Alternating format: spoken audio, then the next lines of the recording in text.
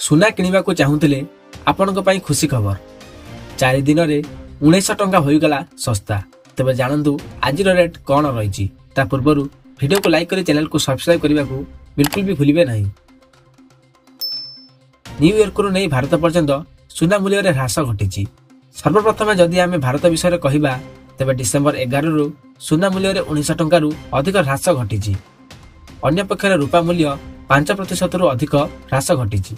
यार मुख्य कारण होउची डॉलर सूचकांक वृद्धि एवं फेडरल रिजर्व नीति बैठक में सुध हार में संभाव्य ह्रास घटिबा। विशेषज्ञों मत अनुଯାयी आसंता दिन में सुना और रूपा मूल्य में ह्रास होबार संभावना थाई पारे। तेबे आसंतु सुना और रूपार मूल्य कौन अच्छी जानिबा। वर्तमान देशर फ्यूचर बाजार मल्टी कमोडिटी एक्सचेंजर सुना मूल्य में सामान्य वृद्धि घटी। सकाळ 9:20 सुना मूल्य 10 ग्राम प्रति 71 टंका वृद्धि पाई 77,132 टंका पहुंची। वाणिज्य अधिवेशन में सुना दिनर सर्वोच्च 77,169 टंका एवं दिनर सर्वनिम्न 77,088 टंका छुईची।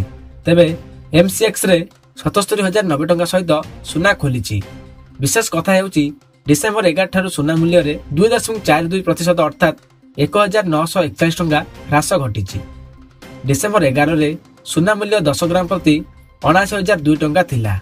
तेबे दर्शक बंधु आपण जदि सुना किणवा को चाहूचंदी तेबे टिके अपेक्षा कर जांतु। आगो को सुना मूल्य रे ह्रास घटिबार संभावना अधिक रही। तेबे दर्शक बंधु जदि आपनको वीडियो भल लगे तेबे वीडियो को लाइक करबा सह चैनल को सब्सक्राइब करबा को बिल्कुल भी भूलिबे नहीं।